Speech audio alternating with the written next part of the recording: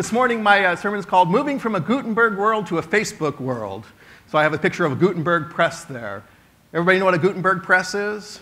Yeah. It's not a publishing house, it's an actual press. Roger's like, I work in print media. Yes, I know what that is. I was there when he printed my first advertisement. Okay. I got to tell you, last night I spoke at another church. I was speaking at another church last night. It was a very small church. It was a church of mostly older folks. I would say that the majority of the population in that church last night was over the age of 55. In fact, I took a quick poll. I said, how many people sitting here are under the age of 30? And only one person raised their hand. They're like, me? I'm like, okay, I understand.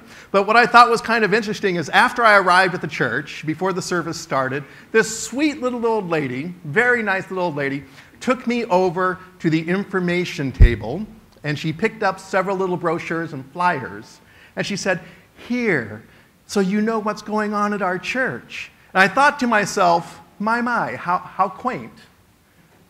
A little information table with brochures and flyers. When's the last time I saw something like that? I don't know, the Middle Ages?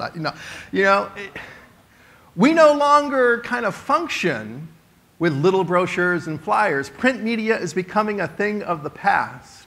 I actually this morning went out and I picked up the Sunday paper off the driveway. And the only reason I have the Sunday paper, not because I actually read it, I read all my news online. I actually had the Sunday paper because they sent out this really cute, adorable, sad-eyed kid who's telling me if I don't buy it, he can't go to camp. I'm like, all right, I'll buy one. I don't know what I'm going to do with it, but I'll buy one. Print media is sort of going out of fashion. So we're beginning to move into a whole new world, and I want to talk about how we're moving that. By the way, it was kind of interesting. Last night, as I was speaking, I saw something very interesting. I saw two members of the congregation. They had paper and pen in hand, and they were scribbling furiously. Notes. I'm like, isn't that quaint? I didn't see any laptops like all my college students use. I didn't see any tablets like I see being used here. And I didn't see any smartphones, anything like that. I didn't see anybody live blogging my sermon via Twitter at the moment. I saw paper and pencil. I'm like going, wow, you folks are old. See, it's in moments like that you really begin to realize how much the world has changed, how information is produced and how information is now distributed has changed so dramatically. You look at the Gutenberg press here and we don't realize that it was probably one of the greatest inventions in history in its time. See, for the first time, books, pamphlets, flyers could be reproduced all so very rapidly. The information could be reproduced very rapidly. And I use that term rapidly loosely because rapidly for their time, not our time. Think about it. You no longer required the years needed to hand copy a book or to hand copy a Bible. You could have it in a mere few months. And you could have not just one copy, but you could have hundreds of copies, and they could be distributed all throughout the land. Information and ideas could be shared. And for the church, this meant that Bibles, well, the church could have more than one Bible. Common people could actually have a Bible in their hand. There wasn't just one church that had been hand-copied sitting on the altar. No, people in their very homes had Bibles. Hymnals could be actually produced, and we could all be singing the same songs and actually know what the music was. Prayer books could be produced. Hand-copied letters became a thing of the past. Before, if you had to make an announcement, if you wanted to send out a decree, you had to have scribes sit there and copy letter after letter, maybe 100 of those, and that would take weeks, and then you'd send them out via pony or something. Now you could just print them out and have them distributed. It was so much faster, and information traveled so quickly. It was an amazing time, ideas being mass-produced and distributed. Now, of course, bad ideas could be mass-produced and distributed as well. And of course, heresy could be printed up just like truth, and it could be mass-distributed just as well. The printing press allowed for a much wider distribution of ideas, and it allowed people to share those ideas and discuss those ideas. Books and pamphlets had their limits. For example, If you disagreed with something and you wanted to stop the flow of that piece of information, you simply burned the books and the printing presses that they were printed on, and the information was stopped. Now let's jump to another little piece of technology I love, because it's so near and dear to my childhood. Lance, give me the next slide. Let's see if anybody recognizes what one of these things is. There it is. That is an actual mimeograph machine. If you don't know what a mimeograph machine is, it creates one of those little pieces of paper next to it known as a ditto, the little purple ink. How many of you remember being back in school and you hold it up and you go, ah, fresh ditto. And the urban legend that you could get high if you sniffed it enough, right? What an amazing invention this was. Think about this. It's sort of similar to the printing press, but it made the printing press, I don't know, more available to smaller groups. You know, this dearly loved mimeograph machine and its little dittos, it's like, I don't know. Think about it. You could actually have a church can now put out a newsletter every week. Rather than having to write it up, send it to the printer to be typeset, have it printed out as a proof and come back and make sure it's all okay, send it to them a couple of weeks in advance and then they get it printed to you, you could now do it yourself and get a church bulletin out every week. Or, dare I say, a church newsletter that you could make 100 copies of and not only send it to the members of your congregation, but to maybe, some members in your community so they know what's going on at your church. Woo! Or maybe you have that dearly loved potluck recipe, and you can actually make 100 copies of that and give it to everybody in the church and their friends. It was like having your very own Gutenberg press at home. It was wonderful. Now, with just a few hours' work, one little handwritten or typed sheet could be made into hundreds of copies. Oh, our dear beloved purple ink. Somewhere in a file, probably filed away, long forgotten in a box somewhere out there in the rafters of the garage, I probably still have a few dittos that I've saved from various activities.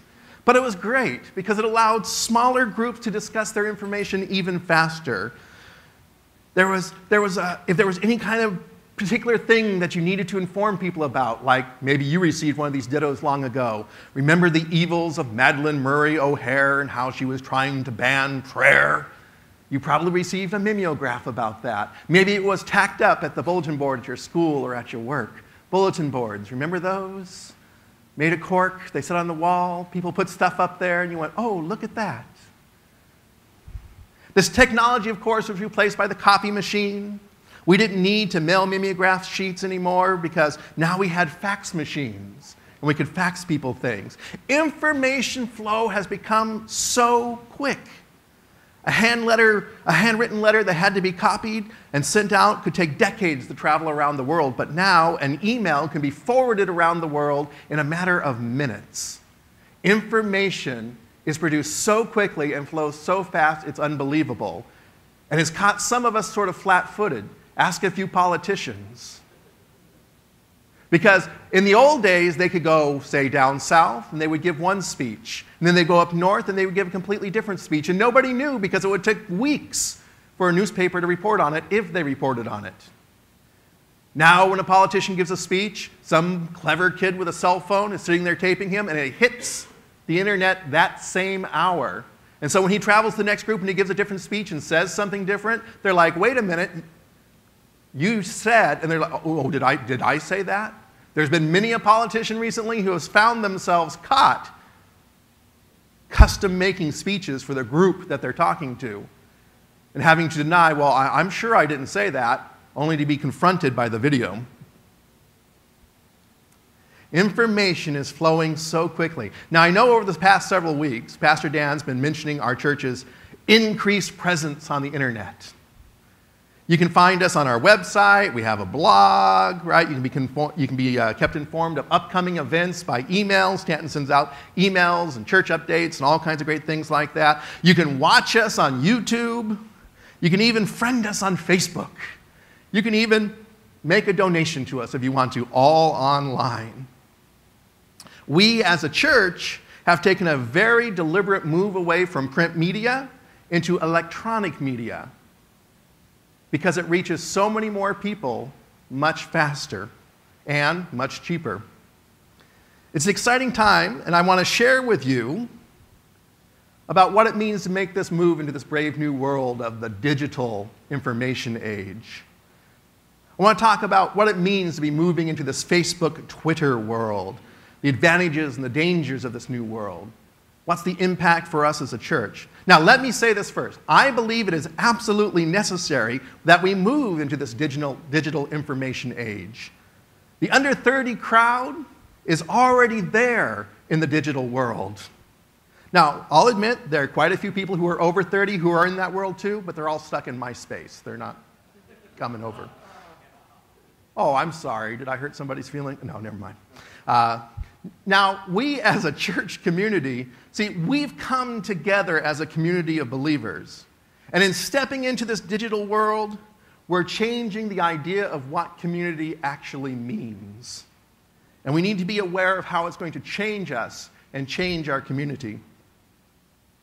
When we go online, whether we're going into chat rooms or onto online forums or other websites or leaving comments or reading blogs or posting blogs or whatever it is that we're doing, when we go in line, we have the opportunity to join another community.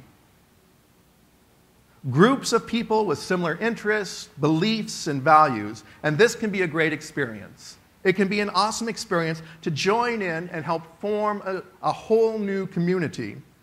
People battling cancer can find support groups, share information, and encourage one another. People who like to cook can share recipes and discuss what makes a good chicken lasagna. People with similar political beliefs can discuss candidates and rally around causes. It's awesome. At its best, the internet allows people to come together around the world. Online forums, discussion boards, comment sections on websites, these all allow the free exchange of ideas and discussions. So what's not to like about it? Why wouldn't a church want to go out there and really jump into this online world? See, I think there's a great advantage to coming together on the internet, or coming together in Facebook groups, or advocacy websites to receive support. But there is a danger involved as well. And that danger is that instead of creating a community with a free exchange of ideas, we can create an echo chamber. We can create an echo chamber. It's very easy to become isolated in small groups that share and support exactly the same ideas as you. You can only read websites that you agree with politically. You can only join groups that will support whatever ideas or behaviors that you support. And in these little echo chamber communities, you'll never hear a word of criticism. You'll never hear a disagreement. Hate groups can actually form, and no outside views are allowed. And there's no outside voices to help moderate their ideas or their beliefs. We have to be careful that as we go out there, that we don't isolate ourselves into little tiny echo chambers where we only hear the sound of our own voice and our own ideas coming back to us from everyone around us. It's like a boss who surrounds himself with yes men, and we know how dangerous that can be. Depending on the website that I go to, I can say things like this. I could say, you know that Sarah Palin is a reptilian alien from the planet Regulon, and she's involved in a vast conspiracy to corrupt the world government. I could type that in to some comment sections on a website. And some websites will say, yes, thank you for speaking the truth finally. And if I only go to websites like that, will I ever have my thinking or my beliefs challenged? Will I ever grow as a human being? No, I will not. But I can find them if I want to. See, my point being is that I can choose to spend time with only those who agree with me, and there will never be any discussion, never any thinking, never any growth. I will only hear echoes of what I already believe. I don't think that's good. It's great to be part of a community, but we can also go beyond our community. Now, we here are just a little group in Long Beach, but as we have now began to create an internet presence, we are beyond this group in Long Beach. We are now global. That means that all over the world, People can watch our sermons. They can read our blog posts. They can see what's happening here, all over the world. Believe me, many a person has been surprised when an email they thought went to just a couple of people suddenly is sent to a whole bunch of people. And they're like, oh, well, I didn't really mean to say that. That Facebook photo that you posted that you thought only your friends could see, but one of your friends copied it and emailed it to 9,000 of their Facebook friends, and your employer saw, things can go viral in a matter of days. See, we're no longer locked in a private little world. As soon as you step out into the digital information world, your life becomes public and global. And what you may never imagine would ever come out may suddenly spread everywhere.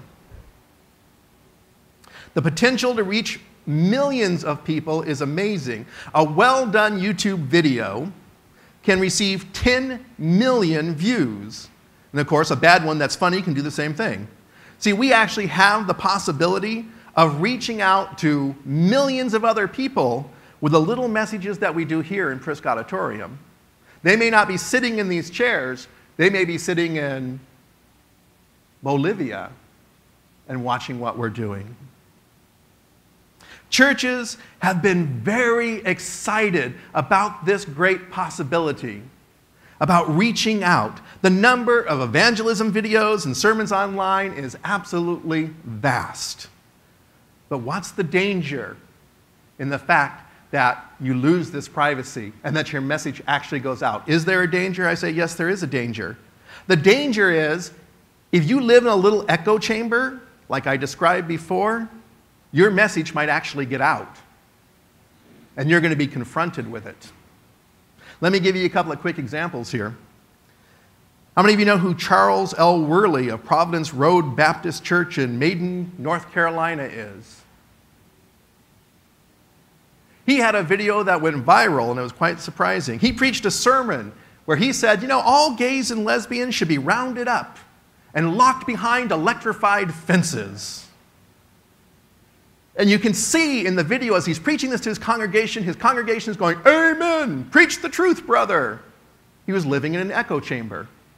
Now, some nice church member thought, well, let's video this, and we'll put this out on our website so people can see us. But see, when that message left the echo chamber and reached the rest of the world, they were surprised at the reaction that they got. Suddenly, they were receiving emails, so many emails, they had to discontinue their email account. Their website was pounded that it crashed the server, and they discontinued their website. They received so many phone calls, they just turned the phone off. The pastor received death threats, and he had to leave town. Suddenly, life in his echo chamber got much bigger, and he realized not everybody thinks the same way I do. Not everybody thinks the same way as this little congregation in North Carolina does. Similar, there was another pastor. His name is Sean Harris, also in North Carolina. He suggested that if your son starts to act in an effeminate manner, you should punch him to man him up. That if his list goes a little limp, break it, and that'll teach him. And again, in his little church, he got the amens and the preacher brothers. But when his video hit the internet and moved beyond the echo chamber and went viral, again, emails, phone calls, letters, threats. See, when you step out into that digital information world, your message can go anywhere. Now, I do a few blog posts for our website. I honestly don't think, I don't think anybody even reads these things. But who knows? A year from now, 3 years from now, somebody could read it and go, what's this heretic talking about? I'm posting this everywhere. And 3 years from now, I could be getting the emails, the phone calls, and the death threats for my heresy that I post online. I don't know. Who knows what's going to happen with any particular piece of video that we put out there? Who knows what's going to happen with any particular piece that we post out there? It could simply stay within our community, or it could go global. We don't know. That's the inherent danger of stepping into that world. I think about our website, I think about our blog, our YouTube videos, our Facebook. Right now, most of what we see online is just seen by a very small group of people. But we don't know what's going to happen when it moves beyond that small community. So let's get to my point. It's great to be able to communicate within a broader scope. Stepping into this digital information world is wonderful, but it's like stepping out into the Wild West because you have no idea what's going to happen. It's great that we can communicate on such a broad basis with everyone, but we have to be very careful that we don't become isolated into a little echo chamber. It is great that we're able to reach out to the world. We just need to be aware that we will be held accountable for the things that we say, not just by our little community, but by the world at large. I have a few suggestions for you. How many of you are active online right now? How many of you go online, you read the news online? How many of you actually post things online, in comment sections and things like that? Awesome, I'm glad to hear it. If you're active online, I encourage you to enjoy your websites, but I also encourage you to expand your list of websites. Go up to your bookmark bar or whatever it is, wherever you save all your websites, and add a few. You really need to add a few websites. I encourage you to make sure that you are receiving a variety of viewpoints, not just those you agree with. If you look at my bookmark bar, I think it's called a bookmark, maybe it's a favorites bar, I don't know what it's called anymore, right? If you look at mine, you'd think I'm some kind of multiple personality schizophrenic lunatic, okay? Because I have pro-gay websites and anti-gay websites right next to each other. And it's always amazing. You take something like the Chick-fil-A debacle that happened recently, and you read through from the one website, and you're like going, wow. And then you read through on the other website, and you're like going, were they at the same event? Because this sure sounds different. You'll hear the praises of one candidate, and the other one absolutely destroyed by the other one, and vice versa. You need to get a variety of viewpoints. Don't let yourself get locked in an echo chamber. If we don't listen to other viewpoints, we'll never grow. If your thinking is never challenged, it will become stagnant and die. You need to get a variety of websites. You need to get involved in a variety of forums. You need to be out there involved in true conversation and discussion. Engage in online discussion, but remember to keep it civil and keep it respectful and allow other people to disagree with you. Here are two phrases that when I'm out there and I'm posting in comments, I use constantly. I go to a lot of, how should I say it, Christian websites that tend to lean extremely right, and I don't always agree with everything they have to say. But there's one comment that I'm putting up there on a regular basis. I say, I am a Christian, and I hope you understand your viewpoints are not the viewpoints of most other Christians. That your viewpoint represents a far right viewpoint. I keep saying that comment over and over again because when somebody hits one of those websites who may not know what they're at, where they're at, they understand that not all Christians think the same. There have been so many people hurt by comments made by Christians that I at least want to put out there that there are other views. Oftentimes, I'll say things like this. I'll find somebody who's I don't agree with, and I'll say, I do not agree with you. However, thank you for being very civil, very respectful of others' opinions, and not just dropping this into some kind of name-calling.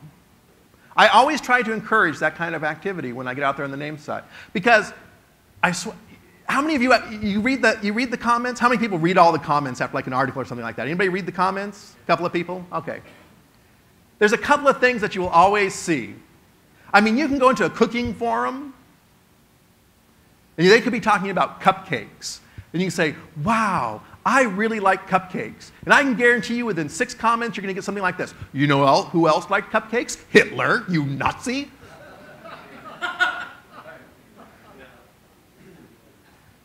Or something like, you know, Mitt Romney likes cupcakes. And who's going to vote for him? He's destroying. You know, it's, what? Where does this come from? So whenever I run into actual well-reasoned, well-written civil discourse, I like to encourage it and say, I don't agree with you, but thank you for at least being nice about it without calling me a Nazi.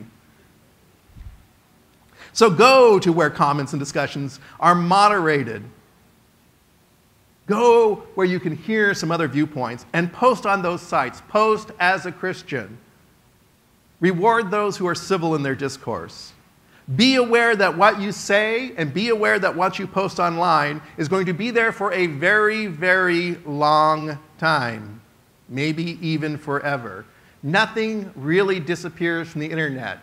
Go deep enough in the Google search and you'll find that thing that you think wasn't there anymore. Ask many a politician, they've been caught by this. Something that you post may come back years later to haunt you. I tell my students this all the time. Listen, you're about to go out and enter into the professional world. Delete everything in your Facebook now and don't post anything new.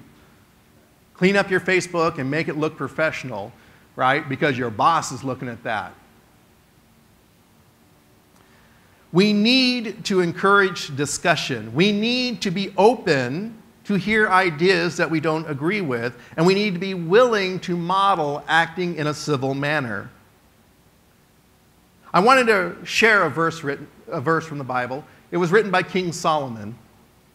And I think it applies to our interactions, our discussions in the online world. It's from Proverbs 25, verses 11 through 12. It says, "A word aptly spoken is like apples of gold in settings of silver. Like an earring of gold or an ornament of fine gold is a wise man's rebuke to a listening ear." Do me a favor. Think before you type that email. Think before you send out that reply. Think before you post a comment. See, a word aptly spoken is like apples of gold in a setting silver. Pastor Dan often says it, anytime that we have a crisis or a drama, we have two approaches we can do. We can throw water on it or we can throw gasoline on it. We need to start thinking about that. There are so many people out there in the online world, and how we respond to them. If we respond with an apt word, it's like gold in settings of silvers. It's a precious thing. It can actually mean something. If we just kind of devolve into the online chat world and call them a Nazi because we disagree with them, it's not helpful at all. The words we speak can be very precious and very valuable. Think about the message that you're sending out. How will other people receive it? We really need to think about how other people are going to receive our messages. See, there's never any guarantee that the message you send out will be received in the same way you intended it. But we can at least try. Think before you start responding. Words aptly used can be like apples of gold. Second, a wise man's rebuke can be like an ornament to the ear or a beautiful ornament of gold. Are you willing to listen to wise rebuke? Are you willing to listen at least to somebody else's viewpoint that's different from yours? Perhaps there's a long-held, cherished belief that you have, and a very wise person rebukes you. Can you hear it? Or do you just dismiss it out of hand? We need to be open. When we can hear what others say and when we can appreciate and tolerate the differences, we grow wise as human beings. If you can't stand to have your ideas and beliefs challenged, turn off your computer. Stay offline. Go to a church where they have an information table and brochures. We need to be able to hear a wise rebuke. See, we're moving into this brave new world of digital information. We need to move into this new world of online community, but my question is, are we really ready? I mean, we've jumped into it with both feet. Are we ready for the consequences that may come with it? We as a church must model online the behavior of loving respect, guaranteeing that every person, whether we agree with them or not, whether they call us names or not, receives dignity and respect. Go home. This is my challenge to you. I want you all to go home today. I want you to take the words love and respect and compassion and dignity and tape those to your computer monitor. Tape those to your computer monitor and let those words remind you of how to respond to that email. Let those words remind you of how to type in that comment on that website. Let those words remind you of what you need to model as a Christian in the online world. It's here, folks, and either we adapt or we age and die. It's up to you. Let's have a word of prayer.